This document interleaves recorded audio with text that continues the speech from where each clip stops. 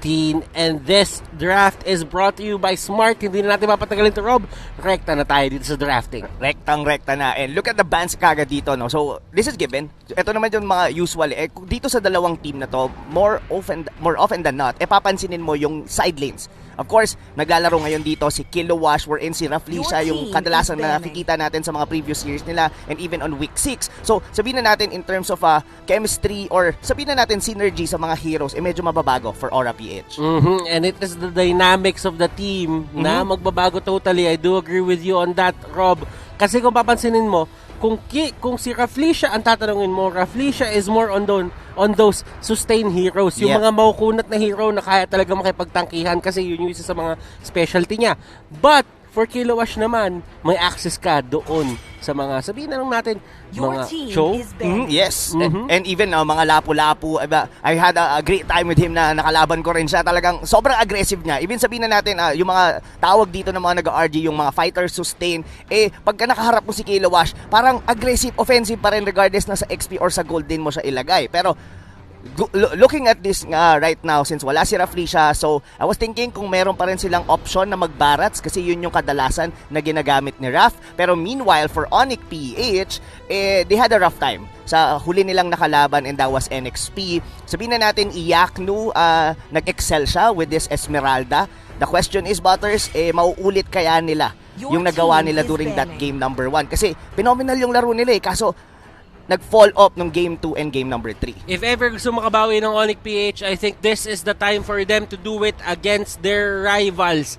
This is going to be their confidence match, and if ikaw ay papasok ng playoffs, kailangan meron ka ng confidence na yun, Rob. Yes, definitely. And speaking of playoffs, mga kaibigan, ang ating playoffs, of course, mangyayari yan sa katapusan ng buwan na to. So, kung isipin mo pala, no, Butters, after ng week na to, halos isang linggo lang ang preparation kasi medyo mahaba yung playoffs natin, and that was 5 days. So, yung mga, mga teams, kumbaga, ang pinaglalabanan natin this week is of course, yung kung sino pa ba yung mapapabilang sa upper brackets or yung mga placing din nila kasi parang cross yung laban So, who all knows kung sino-sino ang mga magtatapat. Pero going back into the draft, Mpl-Ph, it's either you ban the Digi or they will be banning their own Digi. Ano kaya ang pipiliin nila rito? Ang daming open, Butters, to be honest with you. Pero Cho, isipin mo rito, is this a side lane Cho or is this gonna be their tank already? Sa certain dynamic na nakikita ko sa kanila ngayon, Rob, ang tatanong ko sa'yo, mas naglilin kasi ako towards dun sa tank Cho Yes. Kasi si JP dito talaga siya magaling. Meron na nga silang Kilowash ngayon na available at si Benny Cutie, alam din natin na nag-Cho yan. So, are you leaning towards that as well, na tank Cho na ang pinili ngayon ng Mpl-Ph? Ako agree ako with the tank Cho. Nasabi rin to ni JP kanina during the panel na hindi pa siya ganon ka masterful in terms sa mga nagsiset na mga hero, right? Like for example, mga Kufra or Atlas. Pero whenever he plays a Cho, it's almost close to perfect. Especially not only vision, pati yung pag-provide din ng information sa mga kakampi niya. Pero ang ganda ng sagot ng Onic-Ph Yung Ling natin ngayon, of course, this was buffed recently. Yung damage niya, that was, kung di ako nagkakamali, Butters, that was at least 40. At ang laki. And this, Farsa, pwede mo pang ilagay sa mid or even sa gold lane. Speaking of that, Rob, I noticed something nung nakita ko yung player cams. Sige, ano yun? Benny Cutie and Hate, former teammates noong MPL Season 6. Yes, under Execration Squad. Ngayon, they will face each other sa magkabilang side ng mapa. Mpl-Ph, Onic-Ph, ang daming story na pwede mabuo dito sa dalawang team na to. This is certainly a rivalry. But right now, kahit yung mga tipong dikit na tropa talaga, since ngayon ay nasa magkabilang team sila, mapipilitan silang lumaban sa isa't isa. Mpl-Ph, Kilowash, getting that Barats ngayon, tinitignan ko baka si Kilowash na nga gumamit niyan. And for Mpl-Ph, sabi din nila, yung Granger available, di nila kinuha nila yung Ling So kunin na lang din natin. Yes, most likely. And to be fair for Mpl-Ph with Lord Hades, paggamit niya tong Granger na to, ang ganda ng dynamic nila Like for example sa early game, kung maaalala ko yung pag-leash ni JP sa kanya, ang bilis mag-level 4, ang bilis nila mag-transition into objective, and most of the time, sila yung nakaka-secure ng first turtle pagka may Granger ang Mpl-Ph. And meanwhile, for Onic, gusto ko yung pag-pick nila ng Lapu-Lapu. Kasi this is probably a deny pick. Kasi there is a possibility na gamitin ito ni Benny QT. And kung papansinin mo rito, sa mga picking natin, sa situational in terms of the banning, ano na ba ang kulang for the side of Aura-Ph? They still don't have their mid-mage or their mid-hero wherein nakikita natin before, no? Ang dami nilang option eh. Like for example, si Greed, which is Kagura, or sometimes they still use the Natatalia. Pero if I will think right now kung ano ang magiging pick dito ng Aura-Ph, it's more on an early to mid-game centric type of draft. And nakikita naman natin ngayon sa second phase ng banning, Alice ang tinanggal ng Onic-Ph kasi nga isa yan sa mga heroes talaga ni Benny at napakadaling hulihin ng isang Farsa. And at the same time, meron kang Lapu-Lapu na in-expect mong umaharap, so that means may automatic ng isang makakagip nung Blood Ode ng isang Alice. Aura-Ph on the other hand, Angela, pero sabi dito ng Onic-Ph, sige, tanggalin natin yung Kagura dito ni Greed. Huwag natin ibigay. And since ganito nga yung naging banning nila, I think, Rob, that they're really protecting yung Farsa. Yes, agree. Agree ako doon. Parang they are giving the Farsa enough space and as well. Mapapansin mo rito, no, ang daming pwedeng humarap, ang dami rin pwedeng mga pumasok, of course, and nandito sa kanila yung link. Pero that's a good ban from Onic-Ph na removing that Kagura. Regardless na pwede rin naman yan gamitin ni Kyrie. Kasi that was one of the heroes na sobrang gamay eh. In terms dito sa side ng Aura, and that was Greed. So, kung isipin mo rito, Benny QT, well, gumamit siya before ng what you call this, Leomord. Yun yung huli niyang ginamit na sobrang naaalala ko talaga. And going here, kung ako ang mag-assume ng hero dito ng Aura-Ph, I'm leaning towards like an Harit. What do you think, Butters? I think a Harith would be great, but then or again, Lunox. Pwede rin sila mag-Lunox dito, the BDD play na ginagawa ngayon sa PH. And the last ban for the side of Aura-Ph, ladies and gentlemen, safe po si Rob Luna. Popolen Kupa, ang last na tinanggal. Si PNK. Mag-ingat ka na. Oo. Now, Onic-Ph dito. I think yung Kagura din maganda ding ban. Kasi isipin mo, pwede niya din kasi ma-control si Lapu. Tapos pwede niya din mahuli bigla dito ceiling. Yes. Yeah, I agree. Pero looking at here, no, Butters, no, parang biglang nag-emerge na naman tong si Sylvana. I've seen this earlier sa series in between LPE and Execration. That was Orbs who's actually using it. Tapos, ngayon, bumabalik na naman tong mga hero natin. And what I really like with the Imperial Justice is somehow yung tatlong heroes ngayon ng Onic-Ph is a little bit of AOE. Diba? Even with the bravest fighter from the Lapu-Lapu, there's a part of it that's AOE, Tempest of Blade ng Ling, and of course, yung Feathered Airstrike. So, pag nakakuha ng magandang Imperial Justice dito si Jay, and that might be hard for the side of Aura-Ph, but their answer is Lunox and an Esmeralda. So, that might be a deny pick as well from Aura para kay Iakno. And nakikita dito agad ng Aura-Ph na ang daming yun nasa frontline. Tapos yung Ling, pwede natin siyang pilitin agad ng Tempest of Blades. So, ang gawin natin dito, kuha tayo ng Lunox, kuha tayo ng Esmeralda, and this is going to be very interesting kasi for Aura-Ph, this means na papupunta tayo sa isang Greed Lunox. Agree. That's gonna be a mid Lunox. And ang mahirap pa dito, no, in terms of scaling, Aura-Ph, tingin ko mas mabilis sila compared to Onic-Ph unless makakuha ng mga early pickoffs dito ang side ng Onic from the Ling. And well, they have this Chango to be able to hold down the aggression dito ng Aura-Ph. But, yeah, Butters, eto na. Will the revenge happen or will the results will still be repeated from Aura-Ph against Onic? Let us see, but right now the draft is looking great for both of these teams. Chang'o at meron kang Farsa doon sa side ng Onic-Ph, death from above, death from the side, lahat ng sides covered yan. Aura-Ph, sa kanila man dito is yung pick of potential. Basic ang ginawa ng Aura-Ph dito. We've seen this time and again na meron kang isang Cho na may kasamang Lunox at kapag ka nasipa man, kung sino man masipa dito sa side ng Onic-Ph, automatic, Chaos Darkening at ibobomba ng Lunox yung buhay niya. And that is going to be their pick of potential. So meaning, hindi pa rin tinatanggal ng Aura-Ph yung identity nila na meron silang pick-off game. Yep. And we all know itong draft na meron ngayon ng Aura PH, even on a normal game, on a rank game, sobrang sakit. Like for the early stages of the game, ang hirap na niya na kagad. Ang ganda lang for the Onic PH, meron silang konting pambalasa wherein hindi sila basta-basta mapupush kasi may Farsa yan, may Changaw yan, pero in terms of aggressiveness, itong draft na to, kahit once it hits level 4, papasukin ka niyan kahit nasa ilalim ka pa ng tore. As for the side of Onic PH, it's all going to be about team fight. Kapag nakuha nyo yung level 4 nyo, itong mga heroes na to na nasa baba ko, ay automatic lalaban at lalaban yan. And napakaganda ng mga ultimates nila dito. So let us check kung paano nga ba i-utilize ng Onic PH yung kanilang kits in terms of clashing or possibly pickoffs. Excited ako.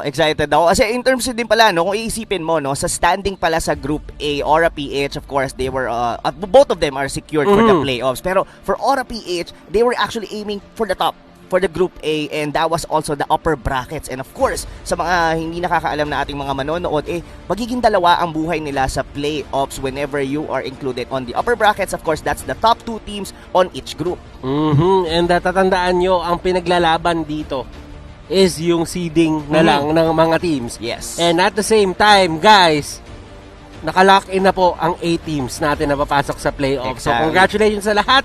And doon sa mga hindi nakapasok, congratulations din dahil nakasali kayo dito sa ating regular season. Literal, yan yung literal na laban lang eh. Kailangan lumaban ka lang. Of course, of course. Marami namang mga memories na nangyari talaga all throughout Season 7. What do you think, Butters? Parang ang bilis nung MPL Season 7. Dati kasi 6 lang tayo.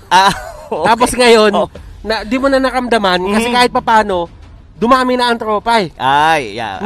Nung dumami na yung tropa, kumbaga parang ang saya-saya na. Dati kasi guys, ma-share lang namin sa inyo. All 3 days, kami lang nakikita. kami lang. Pag pumasok ako sa studio, makikita ko si Rob, makikita ko si Manjin. Ikaw na naman.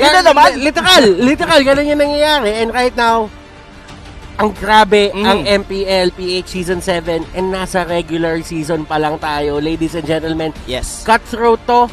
Wala kang masasabing mahina sa kahit anong team na sumali dito kasi lahat ng team pumalag. May mga teams lang talaga na hindi nila convert yung iniisip nila into victories, but still, congratulations sa inyo kasi hindi biro ang lahat ng sumali dito sa MPL regular season. Yeah, agree ako doon. And of course, for the whole Mobile Legends Bang Bang community itself, lumalaki talaga tayo, Butters. And hindi lang by number, I mean exponentially.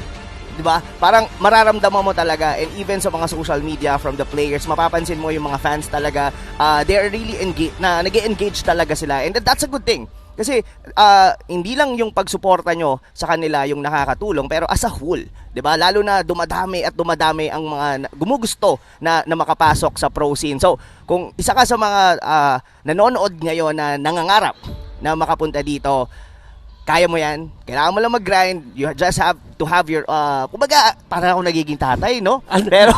Pero gusto ko lang sabihin na hindi imposible na makapunta dito, pero kailangan gustuhin mo rin. Tay, kaya mo yan, Tay. Itabi mo na. Tabi mo na. Pero, tabi mo na. Ayun nga, dito yung segment po na yun ay tinatawag lang namin na MPL ko lang. Oo. At dito po namin sinasagot lahat ng mga katanungan nyo about sa pwedeng mangyari. Galing nga pala kay Sam, ang ating kaibigang si Kay Sam, na medyo mabilis ang pagkilos. Okay. So, pero ang sabi niya rito, Kuya Butters, paano ho ba ako makapabilang sa MPL?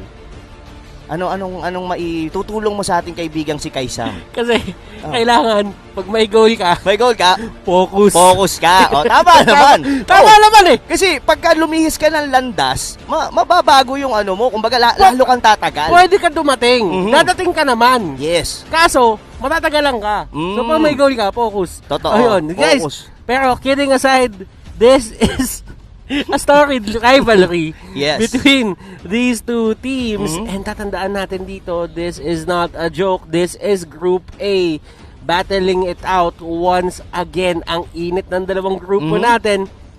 And Group A is one of those groups talaga na hanggang ngayon, hindi mo pa rin alam kung sino ba ang mag-upper bracket. Or nalock in na nila sa kanila. Yeah, definitely. Pero kasi for the side of Onic, sabihin na natin, their points were not enough na para umabot doon sa, kasi 16 sila ngayon, if ever they still have 2 more series, they will be going against Blacklist, if I'm not mistaken. So 16 plus 6, that's only gonna be 22. And Work Oster Force right now is at the 24. So malabo na ang upper bracket. Pero pwede pa sila sa 3rd seed. Yun yung pinaka parang na lang kung saan na lang sila malalagay talaga pagdating sa playoffs. Pero ito na, Butters, pasok na tayo ngayon dito sa Land of Dawn. At natapos na ang ating motivational segment, pasok na tayo doon sa ating laban. JP, umikot-ikot siya. Kung nakikita nyo si Hate, nagsimula agad siya doon sa purple buff niya. Alam niya na kailangan niya kunin agad to bago mag-level 2 yung core mismo ng Aura, kasi nga malaki yung chance na baka sugurin sila. Exactly. Especially with the Ling, mas pinipili nila na kunin talaga yung purple buff instead na mag-clear, or unless meron silang isa from their side lane na tutulong na mag-clear. And I really like that kind of rotation coming from Onic, kasi we all know pag si JP ang gumagamit ng Cho, lagi lang niyang umiikot all throughout the map. Just providing vision. Hindi niya naman kailangan wala naman siyang gold for sure dahil meron siyang mask. And kailangan niya lang masecure kaagad na mag-level 4 agad si Hades to the point na sila ang makakakuha ng early kill. At kailangan talaga nila bigyan ng malaking priority yung side lane sila, lalo na si Benny Cutie, kasi sila yung pinakamagiging primary target. Si Kilowash kahit papaano may iwan mo yan kasi barats yan eh. Kung hindi ko kumitan yan ng 3 o 2 tao para i-take down siya, hindi nila makukuha yung kill. Pero pagka ikaw ay isang Esmeralda, mas nagiging prime target ka para dun sa Onic na puntahan ka sa taas. Agree. And not only that, kung papansinin mo rito, the emblem that was used by Kilowash is Concussive Blast, wherein most of the time, ang gamit dyan is Avarice. Pero look at that, JP! Almost dying on the mid lane. Delikado yung Butters kung nakuha yung kill doon ni Hit. Pero ito yung maganda na gawa ng Onic doon. Aura, yes, nakatakas sila. Pero 2 flicker ang nagamit dito ng side ni JP at ni Grid. So yung 2 support sila dito, yung 2 tank support nila dito, wala silang magiging flicker for this possible turtle take na gagawin ng Onic. Yes, and look at the positioning dito ni Jay and Kyrie. Naka-ready sila kagad dito for the turtle take, pero it's all the time din na lumabas yung purple buff. So secure na muna to ni Hate. So laban tayo ngayon dito. At nagmamadali sila dito. Jay, mapapagamit siya ng kanyang Daytona's Welcome. Doon sa likod si Dilar, taking down Hades. JP tumatakbo. Hate gusto pa yung kill, and that is going to be 2 kills going to the side of Onic. Makakuha ng isang kill yung Aura, pero si Greed nandun, nahuli. Dilar, hindi niya na ipipilit si Greed, and Dilar, Hate, hahabol pa ba sila? Hindi na, focus sila dun sa objective, Rob. Definitely the objective. And what an initiation coming from Dilar, that bravest fighter going in doon sa may backlines ng Aura PH. Lord Hades, nabura siya agad, napilitan din gamitin doon yung flicker, and it all comes to an objective secured ngayon dito for Onic PH. What a great start for this team. What a great start indeed. Now, Jay, meron siyang ultimate dito. Pwede nila pihitin agad to. And JP gets caught out, and that is going to be Imperial Justice na may kasamang Feathered Airstrike ang magti-takedown kay JP. Grabe yung yung aggression dito ng Onic PH, and sobrang timing nun, Butters. Why? Naunang nag-level 4 si Jay. Nag-Imperial Justice. Ang masama nun, hindi pa, konting-konti na lang magle-level 4 na si JP. Pwede siguro nilang i-turn around yon, kaso na late ng konti ang ultimate ng Cho. So right at this point, medyo gumaganda ang rotation ng Onic PH, Butters. Ang ganda ng pag-utilize nila ng brush dito, Rob. Kung nakita mo kung paano nila ginagamit at nagiging patient, dun mo mapapansin na Onic, they're still in this to win it. Pero sabi ni JP, meron akong flicker na. Kaya na kita sipain palayo. Benny, it's not Benny Cutie, but Iyaknu will be the one going down. Benny Cutie will have a free lane. Yes, that was a great initiation coming from JP. Sabihin na natin dito nakalamang ng konting initiation or rather kill ang Onic PH. Pero in terms of gold, pantay pa rin naman sila. Delikado si Kilowash dito, Butters. And ang ganda ng pinakita ng Onic. Nung nakita nila nasa taas yung Aura nagpo-push, sabi nila, hindi na natin i-contest yan, pero I might have spoken too soon. Jay, gusto pa rin talaga nila lumaban. And Benny Cutie, na-force out nila. Hades, one more hit. Falling Star Moon. Nilapitan. Iyaknu nag-commit. Flicker, papasok. And Iyaknu, binigay ang buhay niya para ma-takedown lang si Hades. That is definitely worth it, Butters, dahil jungler yon. And look at that. All throughout the map, lumalamang dito si Hades sa gitna. And even with Dilar on the bottom lane, nakakabasag lang nila. Ang ganda ng utilization dito ng ultimate ni Jay. Kung napansin mo, nung nagamit yon, tsaka pumihit si Iyakno ng meteor shower. And Benny Cutie, nahuli siya ni Hate, former teammates, nag-aabulan, Imperial Justice, walang tatamaan. And the sticker will come out para kay Benny. Muntik-muntik doon si Benny Cutie. Nakatakas siya doon, pero kung nahuli siya doon, that's gonna be a total turnaround, of course, for Onic-Ph. Another turtle na naman ang posible na masecure ng Onic. Will Aura-Ph be successful this time sa pag-contest? Tempest of Blades ginamit para masecure na talaga. Lord Hades, hindi siya makapag-retry. Well, actually, magagamit niya, pero mas mataas ang level ni Hate. Feathered Airstrike, nahuli si Kyrie. Kyrie tumatakbo, pero hindi niya kakayanin yung damage. And here comes Aura, taking that Ursa Bear. Yes, taking that Ursa Bear. Pero daw, turtle for Onic-Ph, pero dalawa naman ang namatay sa kanila. So that might have been a clear win for Aura-Ph, and most likely, mamimirror na nila. Mababasag na rin nila tong top lane. Grabe, Butters. Dikit na dikit sa kill. Even with gold, halos hindi magkakalayo. So, kung iisipin mo rito, it's all about the initiation of both of the tanks ng team na to, kung paano nagiging successful yung kanilang team fight. Look at here, Killwash. Killwash Dilar, nagkaulihan, stun, nandoon, Killwash, hindi kinakaya yung damage output, and it's because of the Demon Hunter Sword. Nakuha ni Hate, 4-0 na siya, and napakagandang start para sa isang Ling.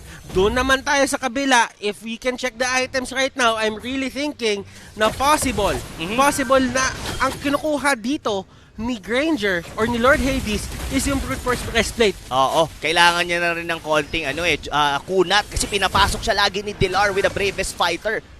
So yeah, Butters, I can only say that so far, Onic-Ph, hindi sila basta-basta matibag because of their initiation coming from those two mages na meron sila. That's Iyakno on the Chango, and as well with Kyrie's Farsa. So, like you mentioned kanina, yung positioning ng Onic-Ph dito sa brushes, ito yung nagbibigay sa kanila ng edge over Aura-Ph.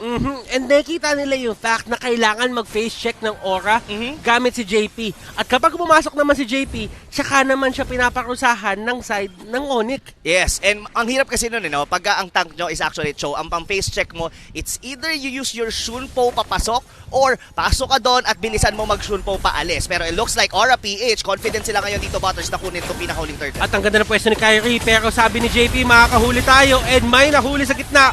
Jay, ginamit ang kanyang ultimate, pinahuli sa may pinakalikod. Lord Hades, tutumba, and that is going to be Ling. Nandun sa may pinakalikod, at tignan natin, Tempest of Blades, nahabol si JP. JP ang primary target, sabi ni Grid, kukunin natin yung kill at makukuha din si JP, pero sabi ni Grid, that is going to be a 1-for-1 trade tayo dito. Buhay ni JP para sa buhay mo, Ling. Yes, and sabihin na natin a little bit of even trade in terms of the kill dahil parehas jungler yung nawala, pero it's a clear win na nakuha ng Aura-Ph yung turtle na yon, and baka mabasag pa nila tong gitna, and Grid here was actually trying to defend. So as of the moment ngayon, Butters, wala pang clear win. Talagang pag sumuntok yung isang team, babawi naman yung kabila, and looks like Iyakno trying to deny the orange buff for Hades, but will not be successful. So ngayon, Butters, nandito na tayo. We're already approaching into the mid game. Kung papansinin mo, Onic-Ph, sila yung mas may capability to roam around the map. Of course, dahil sa lane with a flinch voice, and even with the rest of the members. Kumbaga, ang hirap ng pushing capability para sa side ng Aura-Ph ngayon. And tignan natin kung paano nila papanalo to. Remember, merong pick-off potential ang Aura. So, hindi pa naman ganun kasaklap yung nangyayari dito para sa side nila. And at the same time, si Killwash and si Benny Cutie, they are certainly scaling into their forms na mamaya baka hindi na sila kaya i-take down ng side ng Onic. So si Benny, may 2-0-3 siya dito. So ibig sabihin maganda ang pag-utilize niya ng kanyang avarice. And as you can see, tuloy-tuloy pa rin ang pag-farm niya sa taas.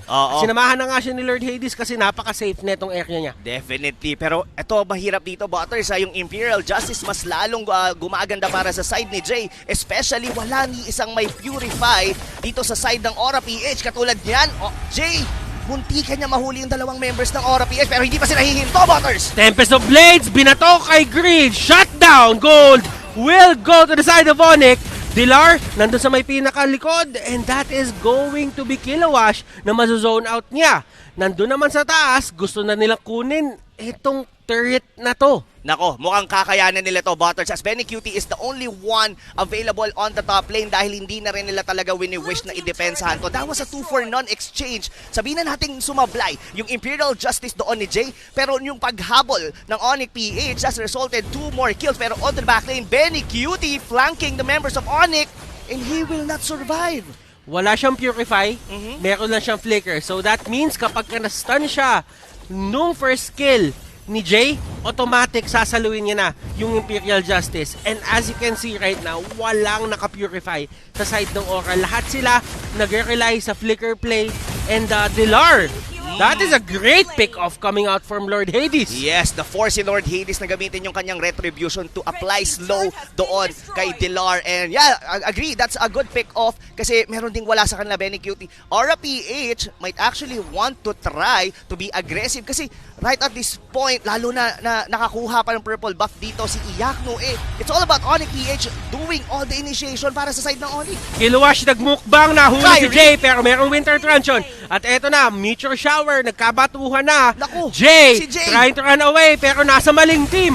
Pumunta doon sa kabilang bootcamp, magkalapit lang bootcamp netong dalawa eh. Oh! And Jay, nahuli! Nagbiglang liko, wala na rin siya talagang choice kasi actually use initiation. Kaso nga lang nag-back off na yung ibang members ng Onic-Ph. Nako, yun yung, it's all about Onic-Ph getting all the wins earlier, pero ngayon, it looks like Mpl-Ph, binaliktad nila ngayon ang sitwasyon. But hey! And Lord Hades, nasecure nila yung turtle. Kiluwash, nandun sa may gitna. This is something na gusto lang nilang ibigay. And that is going to be Kiluwash na mapapunish. Pero sabi dito, ng side ng Aura, hindi tayo natatapos doon. Gusto din natin sana i-take nun si Dilar. Pero si Kyrie, with that timely feathered airstrike, masasalba niya yung teammate niya. Yes, kaso na-secure pa rin ng Mpl-Ph yung Lord, and that is the most important thing right now, Butters. Pero pwede naman natin sabihin na kayang-kayang depensahan to. Number 1, level 1 lang to, hindi pa to Luminous Lord, and the Mpl-Ph has the arsenal or the damage coming from their 2 mages. Well farmed dito si Kyrie and as well dito si Iyakno. Tignan mo yan, nandito na yung dalawang 1 with a Holy Crystal for the Chango and a Lightning Crystal and a COD naman para dito sa kanilang Farsa. Right at this point, paano ang depensa ng Onic-Ph? Ganito ang depensa na gagawin nila si Iyakno. Binato na yung Meteor Shower and look at the damage output. That is going to be the first Lord. Hindi pa yan yung Luminous Lord na nambubunggo ng Torre. And manageable pa yan para sa side ng Onic.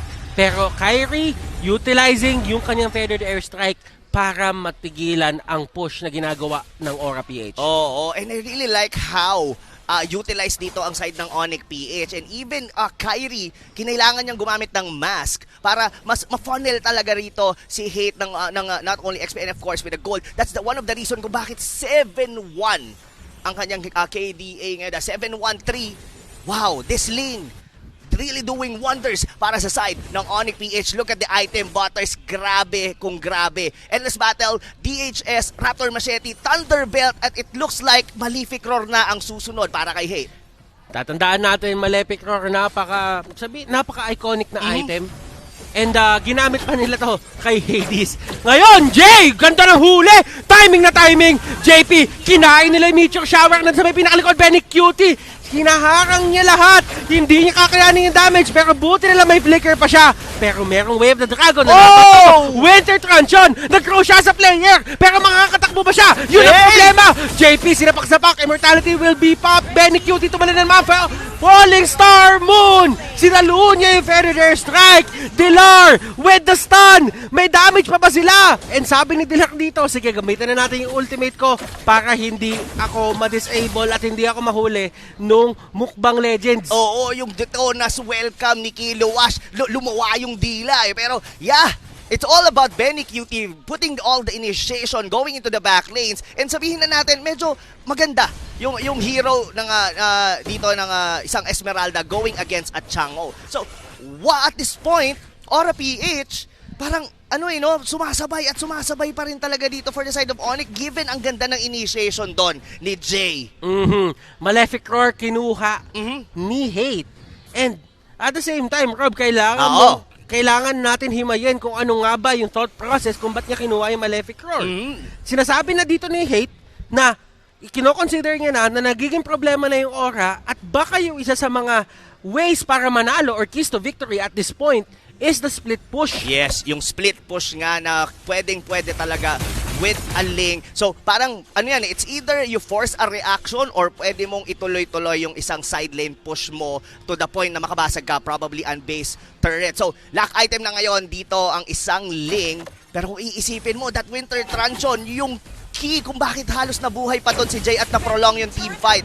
Pero so far, Butters, on Mpl-Ph, hindi sila magpapatibag dito. Mukhang sila pa rin ang humahandle ng tempo ng laro na to. Dito na welcome na gamitan ng Winter Truncheon. So that means wala ding Winter Truncheon si Jay. At hindi siya pwede gumawa ng risky plays katulad nito. Nahuli siya na may pinakalikod. Makakatakbo siya. Nahuli nila si Greed pero may Winter Truncheon doon para pigilan ng konti. JP nakasipa. Si Jay ang nahuli niya. At wala kang P. Si Jay ka lang. Nasa may pinakalikod. Kyrie goes down. Benny Cutie, nahahanap na nila yung mga target nila. Yes. And I like what Grid is actually doing. Ang ginagawa niya, pinapasok niya talaga sa backlines ang Onic-Ph. Kumbaga, hindi niya binibigyan ng easy feather airstrike dito yung farsa ni Kyrie. And muntik-muntik pa na mamatay doon si Hate kung hindi siya nakaalis bigla with the flinch poise. And ang gusto ko lang sa ginawa niya, meron siya kagad na ginawang objective. And that was to push the top lane. Another steal for Iyaknu dito, for the purple buff dito ni Hades.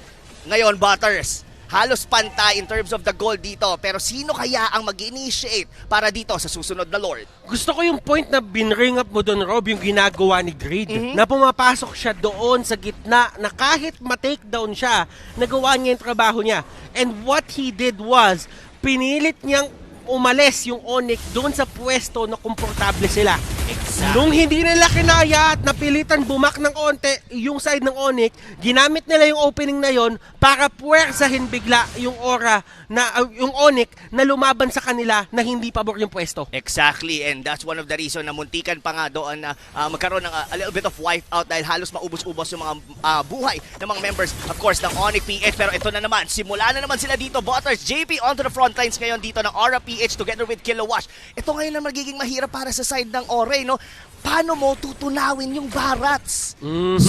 Ang dami nagagamit Kailangan nilang gamitin yung Tempest of Blades and hindi yon yung gusto mo as a lane player. Mas gusto mong nakatutok ka kay Hades, nakatutok ka kay Greed.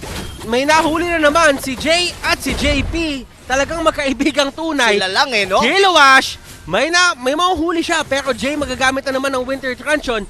This is a game of Winter Truncheons, Rob. Kung napapansin mo kung ganong kadaming Winter Truncheon ang nagagamit sa isang fight. JP, hindi siya tutumba. Buhay pa rin si JP. Oh my goodness, magagamit niya pa yung Jeet Kundo. Pero sabi ni Hate, tigil mo na yan. Anak, itabi mo. Ako na, Lord Hades, hinahabol ni Hate. Kakayanin ba yung damage? Tempest of Blade. Dash out. Immortality Pop. Hindi kakayanin. Aura. Hinahabol na nila ngayon si Dilar at si Jay. Dilar gets caught out. Magic damage. Nandun lahat. At nakikita nyo, lumipad yung bangkay. Lumipad.